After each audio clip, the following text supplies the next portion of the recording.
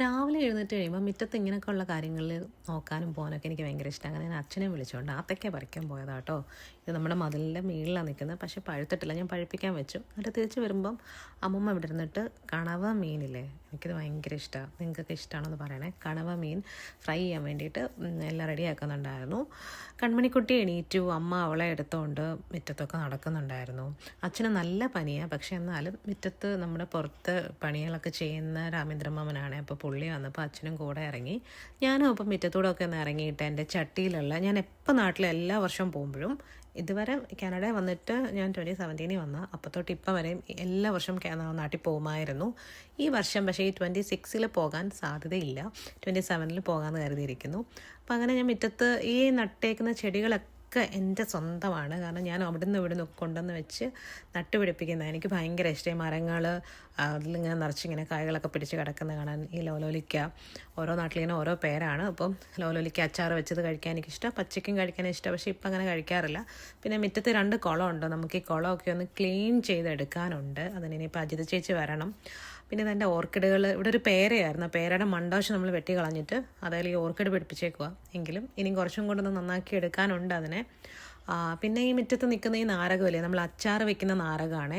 അത് എല്ലാ ദിവസവും നിത്യം കായ്ക്കുന്ന നാരകം അത്. അങ്ങനെ പറഞ്ഞിനി അത് കേടാവാതിരിക്കട്ടെ. പിന്നെ ഇതെൻ്റെ ചിക്കൂസാണ്.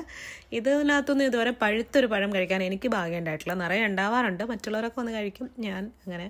അതുപോലെ തന്നെ ഇത് വിയറ്റ്നാം സൂപ്പർ എർലി പ്ലാവ്. ഈ ചക്ക വെച്ചിട്ട് 2 വർഷമായുള്ളൂ. ഇതും ഓൾമോസ്റ്റ് എപ്പോഴും ചക്കയുണ്ട്. ഇതിൽ കണ്ടില്ലേ, ഇത് സെക്കൻഡ് ട്രിപ്പ് ചക്കയാണ്. അപ്പോൾ ഇതിനകത്ത് എപ്പോഴും ചക്കയുണ്ട്. പിന്നെ എൻ്റെ മുറ്റത്തുള്ളത് കൂടുതലും ഈ ബോഗൻവില്ല പൂക്കളാണ്. പല കളറുണ്ട്. അതാകുമ്പം കുറച്ച് മെയിൻ്റനൻസ് കുറവായതുകൊണ്ട് അതങ്ങനെ നിൽക്കുന്നു. പക്ഷേ ഇപ്പോൾ അങ്ങനെ അധികം പൂക്കളില്ല. മുറ്റമൊക്കെ കുറേ ശരിയാക്കി എടുക്കാനുണ്ട്. പിന്നെ ഇതെൻ്റെ ഒരു ചാമ്പയാണ്. ഇത് എനിക്ക് തോന്നുന്നു ഒരു 5-6 വർഷമായി വെച്ചിട്ട്. പക്ഷേ ഇതിലെപ്പോഴും ചാമ്പയ്ക്ക പിടിക്കുമായിരുന്നു. നല്ല മധുരം, അതിനകത്ത് കുരുക്കൾ വളരെ കുറവാണ്. പക്ഷെ ഒരു പ്രശ്നം എന്താണെന്ന് വെച്ചാൽ ഇത് കായ്ക്കുമ്പോഴത്തേനും വവ്വാൽ വന്ന് കൊണ്ടുപോകും. ഇപ്രാവശ്യമെങ്കിലും കവർ ചെയ്തൊക്കെ ഇടണമെന്ന് വിചാരിക്കുന്നു. പിന്നെ ഇന്ന് മോൾക്ക് പോളിയോ വീട്ടിൽ വന്ന് എടുക്കുന്ന ദിവസമായിരുന്നു. അതൊക്കെ കഴിഞ്ഞു. പിന്നെ ചോറിന് കണവ ഫ്രൈ ഒക്കെ കൂട്ടിയിട്ട് മോരുകറി എൻ്റെ ഫേവറേറ്റ് ആണ്. അമ്മ ഉണ്ടാക്കുന്നത്, ഞാൻ ഉണ്ടാക്കുമ്പോൾ ശരിയാവാറില്ല. അങ്ങനെ അതൊക്കെ കഴിച്ചു. മുറ്റത്തൊക്കെ ഒന്ന് ഇറങ്ങി. എൻ്റെ ആമ്പൽ കുളത്തിൽ നിന്നൊരു താമരപ്പൂ ഉണ്ടായി. ആമ്പൽ കുളമല്ല കേട്ടോ, ഞാൻ ഇങ്ങനെ ഒരു പാത്രത്തിൽ വെച്ചേക്കുന്നത്, കുളത്തിലില്ല. ഇതാണ് നമ്മുടെ അജിത ചേച്ചി. അപ്പോൾ അങ്ങനെ നമ്മൾ ആമ്പലൊക്കെ നോക്കിയിട്ട് ഞാൻ കുളമൊക്കെ സെറ്റ് ചെയ്യുന്ന കാര്യം അജിത ചേച്ചിയോട് പറഞ്ഞിട്ട് വൈകുന്നേരം വന്നു. അപ്പോഴത്തേനും നല്ല മഴ. ഇനിയിപ്പോൾ ആരും മുറ്റത്തിറങ്ങിയുള്ള ഒരു പരിപാടികളും നടക്കത്തില്ല.